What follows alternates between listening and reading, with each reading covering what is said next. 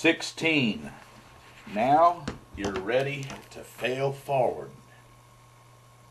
Failure is the hallmark of success.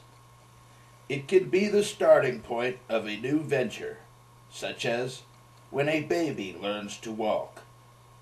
It has to fall down a lot to learn the new skill.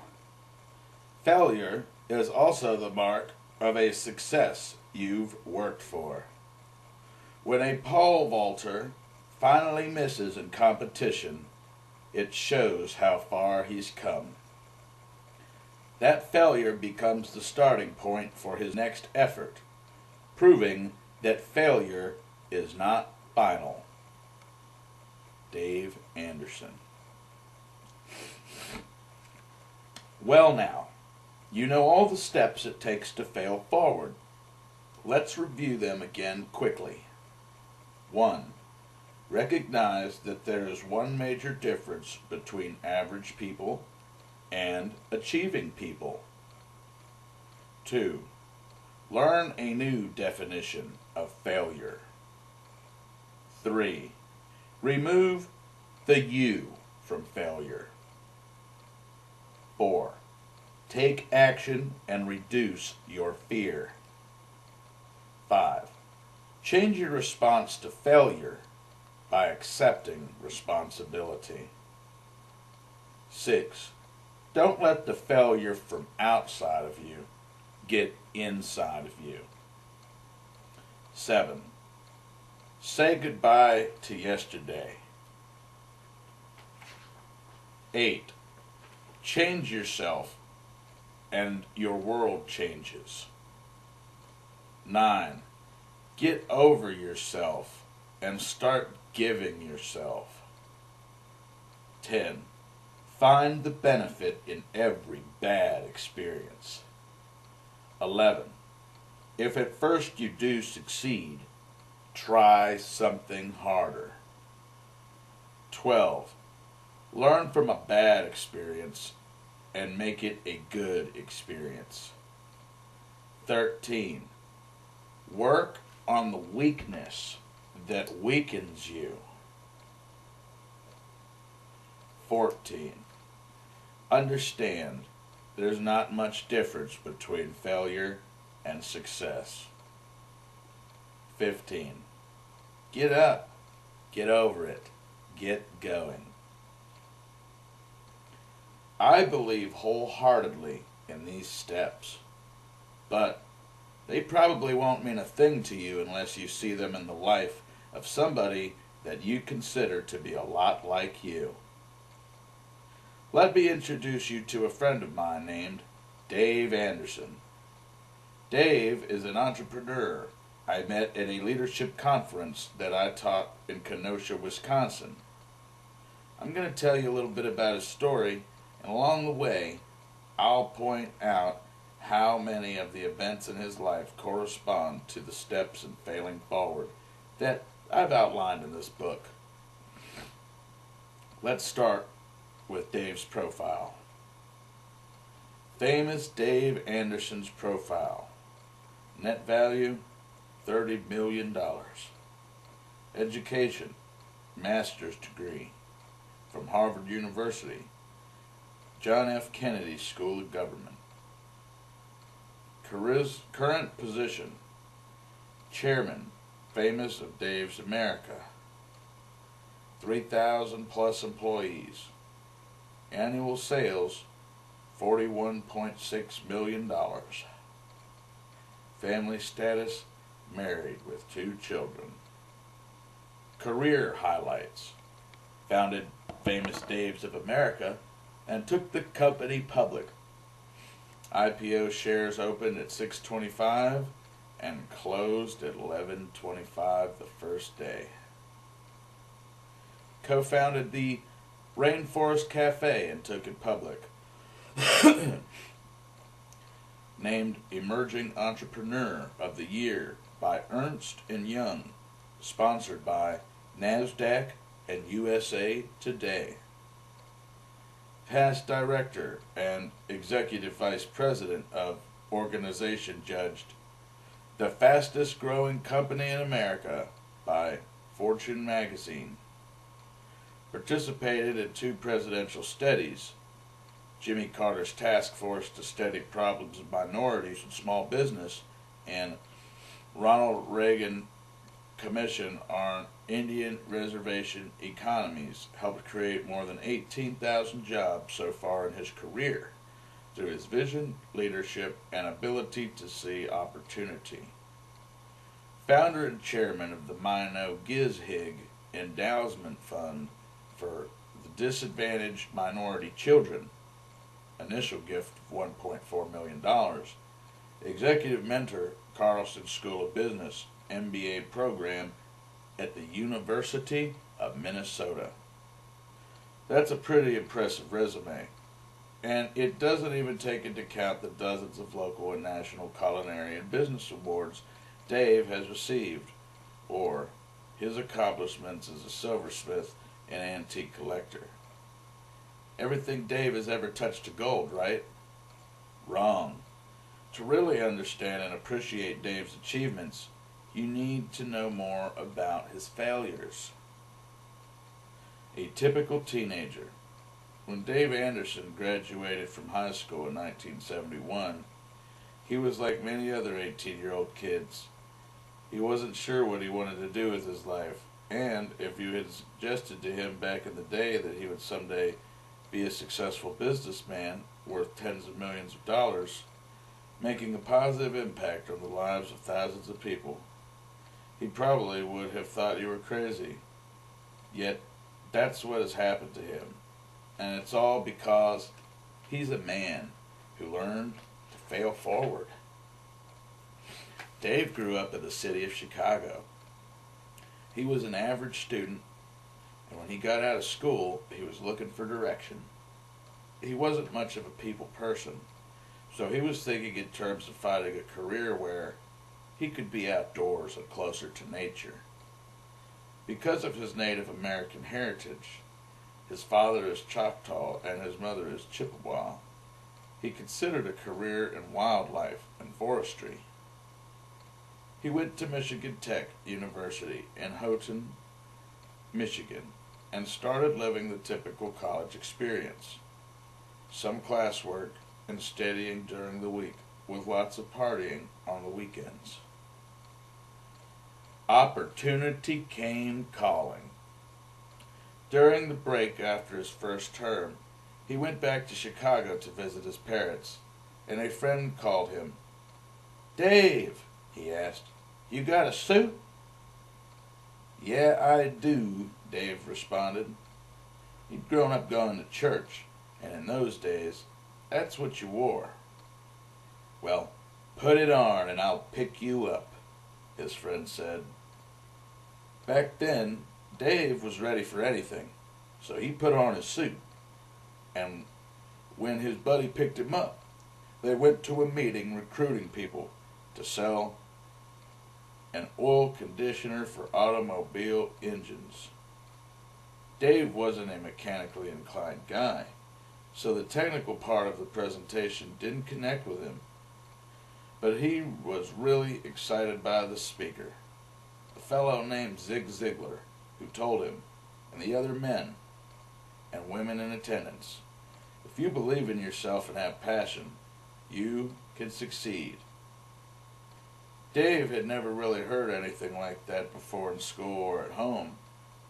His parents loved him, but they didn't know much about positive motivation, and they weren't entrepreneurs. His dad was a construction worker who might have worked hard at his job and encouraged his son to do the same. That night, Dave went home and talked with his parents about the opportunity of selling that product, and when the company held its next meeting, Dave went back and took his dad along. It seemed like a viable opportunity to him, and he certainly wanted to see his son succeed. So he put $2,500 of his hard-earned money into buying the product for Dave to start him in business. Dave never went back to Michigan Tech. For the first time in his life, he had a dream, and he had bought into it 100%. He wanted to be a success and make it in business. For the next few months, he worked as hard as he could to sell that oil conditioner. But it was as if he had hit a brick wall. No matter how hard he tried, he couldn't make it work. It was his first business failure. Dave says that as far as he knows, his dad still has few cases of that oil conditioner stockpiled somewhere in his garage. But contained within that first big failure were seeds of future success. Step 15. Get up, get over it, get going. First, he had hope. He believed that he could be successful. Step 6. Don't let the fear from outside of you get inside of you. Second, when his dad bought the product for him, Dave received a 5-day leadership course that he says changed his life. Step 10. Find the benefit in every bad experience. Change yourself and the world changes. He also was given 6 tapes by Zig Ziglar. For every night for months, Dave went to sleep listening to those tapes. The dream wasn't within him, and it wasn't dead. And he wasn't going to let the fear of failure get him down. Step 1. Realize that there is one major difference between average people and achieving people. He just wouldn't realize success through that business. After failing as an oil conditioner entrepreneur, Dave went to work part-time selling sports goods for Eddie Bauer. And in the fall of 1972, he enrolled in Roosevelt University in Chicago. For the next several years, like clockwork, Dave enrolled in Roosevelt in the fall and ended up with a bunch of zeros and incompletes on his transcript. He had the desire to improve himself, but a weak aptitude for school, coupled with the demands of various business ventures, caused him to fail in his desire to get an education. Another venture. It was also in 1972 that Dave got the idea for another business. Although the oil additive opportunity didn't work for him, it encouraged him to start thinking like an entrepreneur. Step 2. Learn a new definition of failure. His idea was to create and sell miniature dish gardens. He scraped together a few dollars and bought the materials required to make a few samples. Then he went out and talked to retailers, trying to get them to buy them.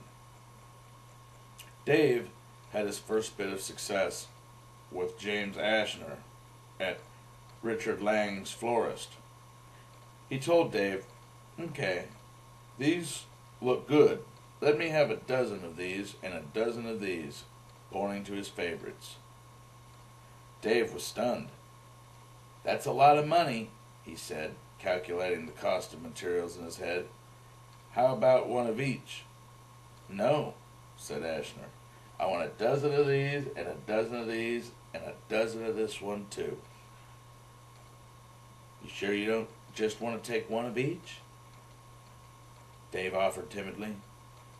He figured out that if he could sell and deliver a few of his samples, he would have enough money to buy supplies. "No," Ashner replied. "I could get you a dozen of each," Dave finally explained. "I don't have enough money to buy the materials to make them." "Well, you look like an honest guy.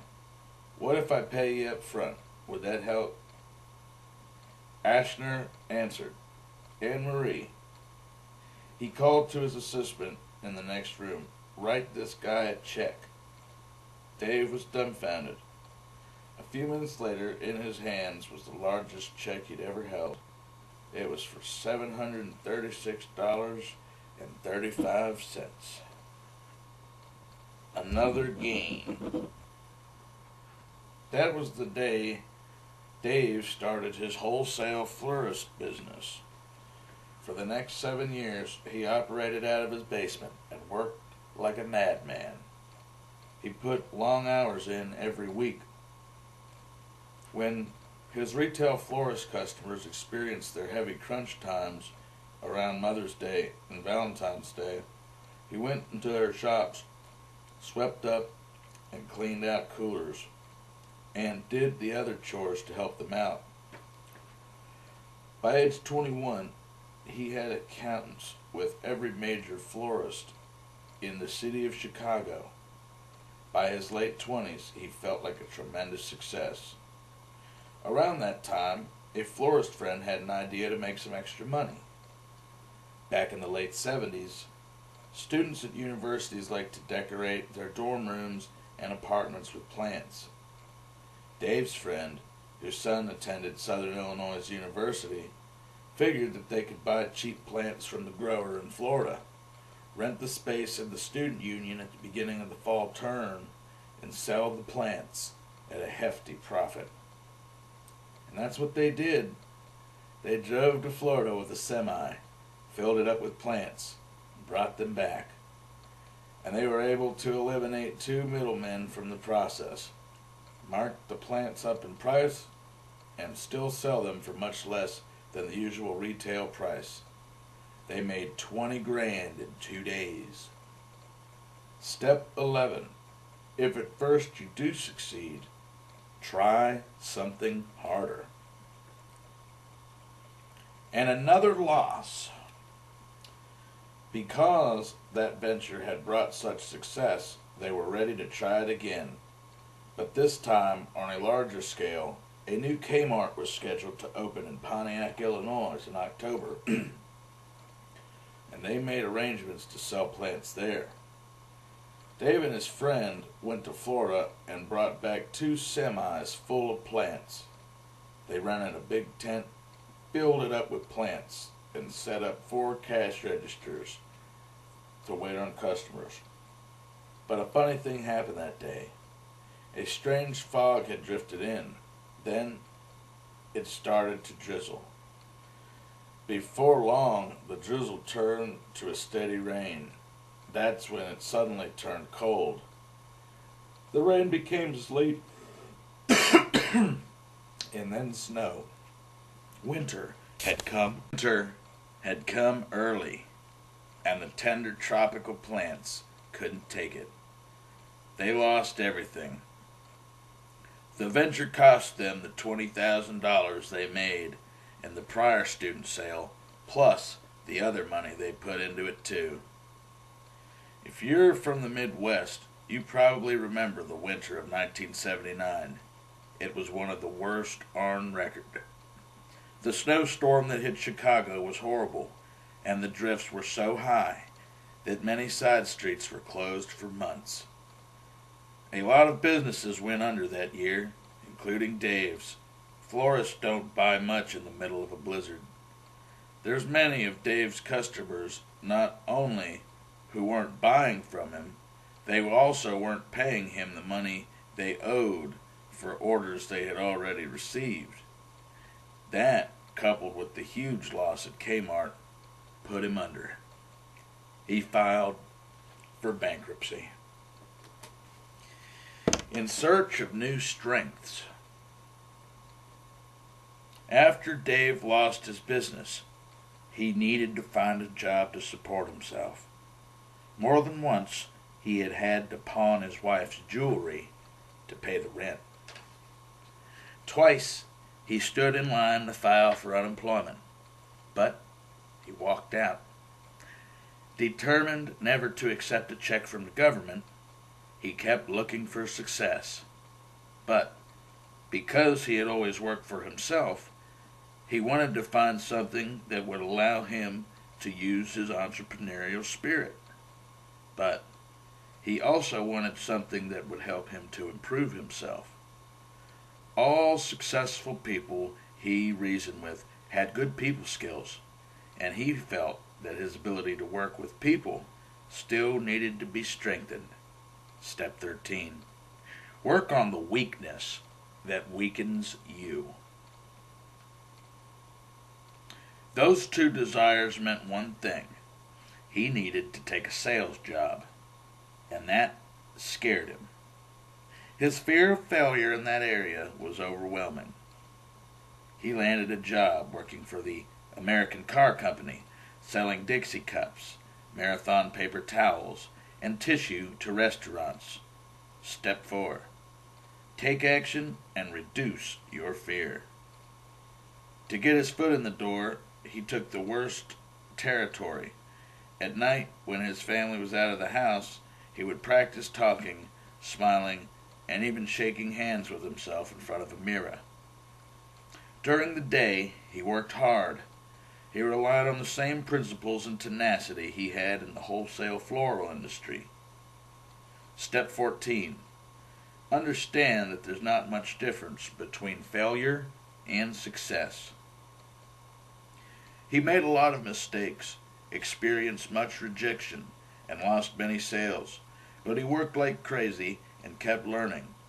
In 6 months, he took a territory that had been in last place and made it number 1 in the company. He earned a lot in that position. He discovered that you have to experience a lot of failure to experience success. And the more failure you go through, the higher your success. He also discovered that his past failure didn't brand him for life. Step 3. Remove the you from failure. After I lost my wholesale floral business, I went back to some of the companies I had worked with before, says Dave. All I could think about was the thousands of dollars I owed them when I was filed for bankruptcy. But they didn't care about that. Their thought was, we wrote that off years ago. Besides, we made a lot more money than that from you during our years doing business together. Step 7. Say goodbye to yesterday. You know, if you're honest and admit your failures, people are pretty forgiving. People want to help you if you take responsibility for yourself. Step 5. Change your response to failure by accepting responsibility. Now you're ready to fail forward. Opportunity again? Break. Please click the subscribe button below. We are trying to get 1,000 subscribers. If you enjoy this book, click subscribe below. We are trying to get 1,000 subscribers. End break. In 1982, Dave's tribe, the La Courte Orielis Lake Superior Band of Ojibwa and northwest Wisconsin, came calling.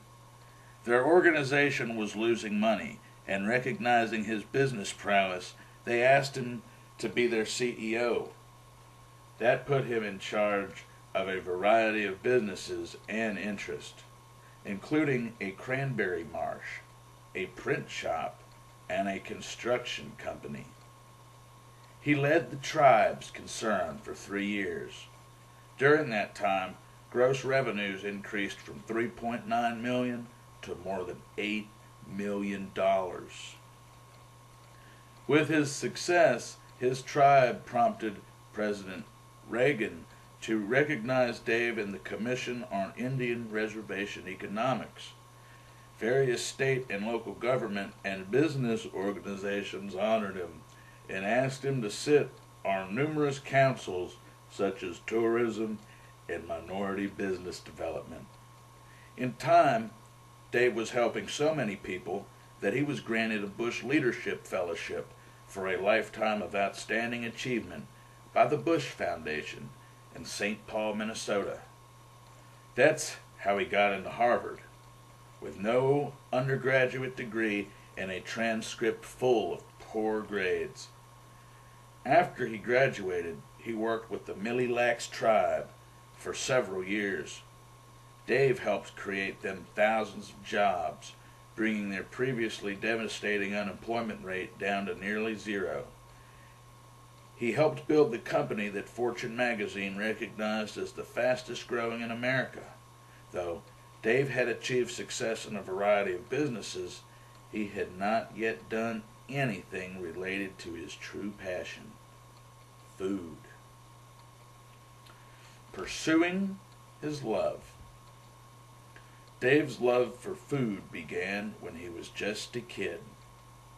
His father worked at various construction sites around Chicago as an electrician, and he occasionally brought home leftover ribs from one of the storefront barbecue shacks introduced to him by a coworker. As soon as Dave tasted his first rib, he was hooked, and as soon as he was old enough to work, he started what he calls the quest for the perfect barbecue. Every place he traveled to around the country for business, he talked to the locals to find out where the best restaurants were. I've traveled the back roads and side streets of this country searching for great tasting food, said Dave enthusiastically. I've been everywhere from storefront kitchens down to inner city side streets to country road houses to fine dining restaurants. When I'd go to a convention, after fulfilling my company obligations, I'd disappear, and my coworkers would wonder where I was. I was in the best little restaurants in town. I'd order everything on the menu and taste it all. Then I'd go home and experiment in my own kitchen. In 1994, Dave co-founded a highly successful restaurant called the Rainforest Cafe, and it made him wealthy. He used some of the money he had made to purchase a small resort in Hayward, Wisconsin. There, Dave built the kind of restaurant he had always dreamed of, one that made great barbecue. He was going to call it Dave's Famous Barbecue, but the printer made a mistake and printed Famous Dave's, and the name stuck. The restaurant was a huge success. Soon he had opened a second Famous Dave's, then another. At this point, if you didn't know better, you'd think Dave was set. But he was on the verge of facing the lowest point of his life and his greatest obstacle: himself. He got the treatment. In 1995, a group of friends and family came to Dave in what's commonly called an intervention. In other words, they confronted him about his drinking problem. Dave had started drinking in college, as many people do, but he didn't leave it behind when he moved into the business world. When the people who loved him called him onto the carpet, he was secretly pleased because he knew he needed to change. He went into treatment for alcoholism, and he's been sober ever since. The key to making it through treatment and succeeding is accepting that you have a problem, that you drink too much. Accepting where you are and moving on from there, Dave asserts. The people who go through treatment and don't stay sober fail because they believe they are right. They won't take responsibility for themselves. The key to change is surrender. Dave knew he needed to change, and in the years since he turned his life around, he has seen lots of change in himself. Now continual learning and growths are the hallmarks of his life. Step 12. Learn from a bad experience and make it a good experience. I realized that I couldn't hang out with my drinking friends and change, he said. If I went back to the bar where I used to drink, I know the same people would still be there, sitting in the same places. They wouldn't have changed a bit, but I've changed a lot in 4 years. It's not about Dave. As I write this, Dave owns 24 restaurants in 5 states, and the business is still growing.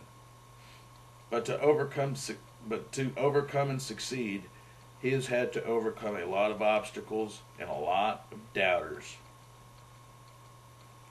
Famous Dave's corporate growth.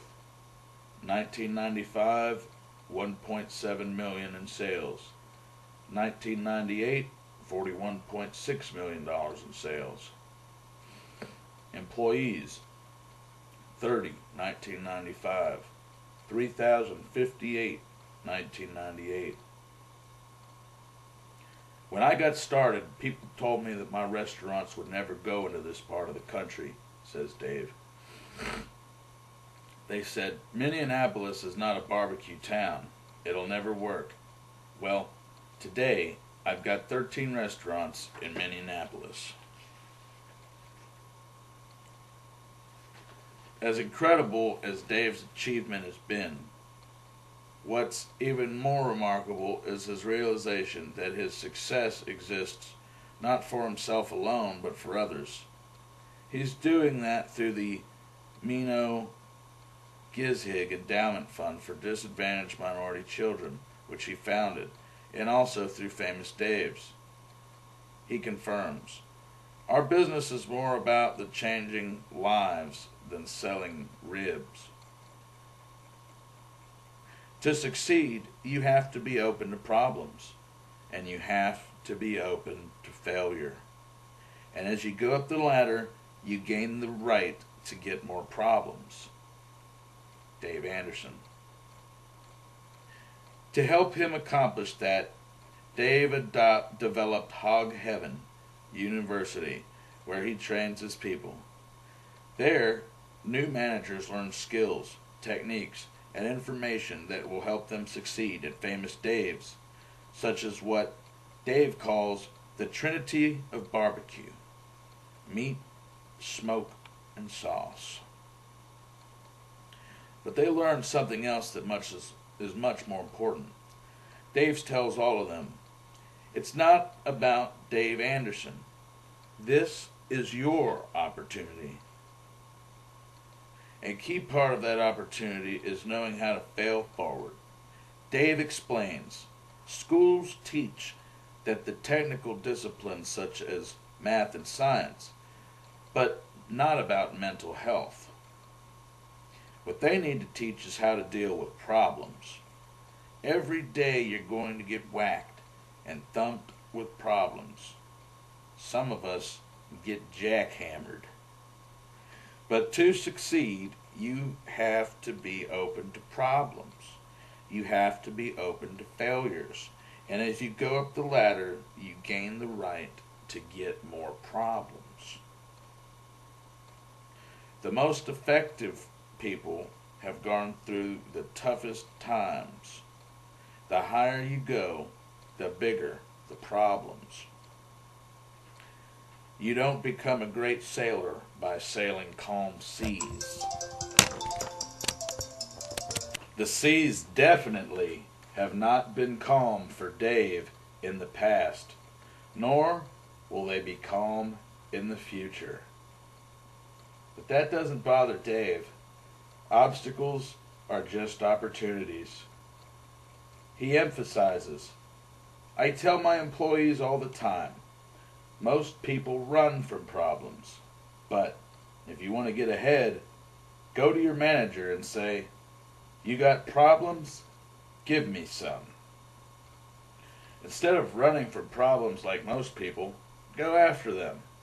And if you do, I guarantee it'll change your life. That's the way you get ahead, by solving problems. Now you're ready. Dave Anderson has made more mistakes, suffered more adversity, overcome more problems, and achieved more failures than most people you'll ever meet. But he has also achieved more. And as my friend Zig Ziglar declares, Dave Anderson is just getting started. The next time you find yourself envying what successful people have achieved, recognize that they have probably gone through many negative experiences that you cannot see on the surface. The old joke goes like this: never ask what's in a hot dog while you're eating one.